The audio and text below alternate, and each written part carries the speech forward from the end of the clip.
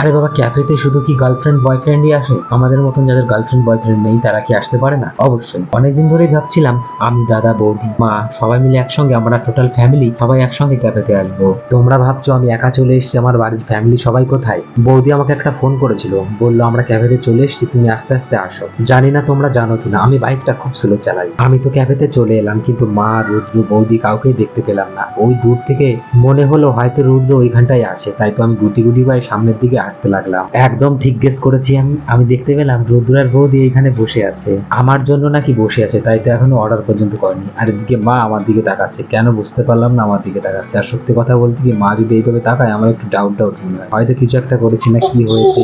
কি বন্ধুরা মনে মনে ভাবছো ক্যাফেতে ফ্যামিলি নিয়ে এসছে, ছেলেটা কেমন? আরে বাবা, আমি এরকমই। আমার সত্যি কথা বলতে কি, তোমরা আমার অনেক ভিডিও দেখেছো, আমার যেটা যা পছন্দ হয় আমি সেই কাজটাই করি। আমার মা বারবার এদিক ওদিক তাকিয়ে শুধু দেখছেন, আমাকে বলছে যে তুই তুই কি করলি জীবনে। কথাটা কেন বলেছে তোমরাও জানো, আমিও জানি, কিন্তু এসব কথা ছাড়ো। আর আমরা যেটা অর্ডার করেছি সেই জিনিসটা খেতে লেগে আর তোমরা দেখতে থাকো। না না না, তোমরাও চলে আসো। এদিকে দেখো রুদ্র মোমোটা খাওয়ার পরে ও বলছে কাকা আমি একটু আইসক্রিম খাবো। রুদ্র তো এখানে আইসক্রিম খেতে ব্যস্ত, আর এদিকে আমিও ব্যস্ত। কিন্তু এদিকে আজকে ভেবেছিলাম বিরিয়ানিটা আমি চামচটা দিয়েই খাবো, কিন্তু আমরা ওই যে বাঙালি, আমাদের না ওই চামচ টামচ দিয়ে খাওয়া হয় না, তাই তো আমি হাত দিয়েই শুরু করে দিলাম বাঙালি স্টাইলে খাওয়া দাওয়া।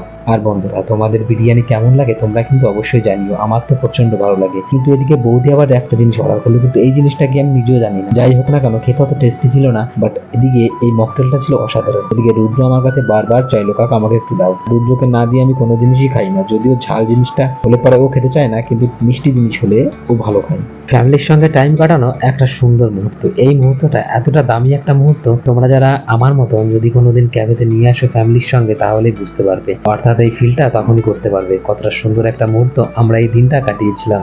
আমাদের তো এই দিনটা প্রচন্ড ভালো লেগেছিল, কিন্তু আমাদের থেকেও আর একজনের ভালো লেগেছিল, যেটা হচ্ছে রুদ্র। এতটা খুশি ছিল এই দিনটার জন্য, যদিও প্ল্যানটা অনেক আগেই ছিল, কিন্তু আমাদের আস্তে আস্তে অনেক লেট হয়ে গেছিল। তাই তো এখন রাত 1:30 বাজে, তাই তো সবাই মিলে একসঙ্গে এখন আমরা বাড়ির দিকে রওনা দেবো। আর বন্ধুরা তোমরা কিন্তু অবশ্যই কমেন্টে জানিয়ে দিও তোমরা যদি ফ্যামিলি নিয়ে ক্যাফেতে তোমরা কে কে গেছো। আর বন্ধুরা আমাদের এই ফটোটা কেমন হয়েছে তোমরা অবশ্যই কমেন্ট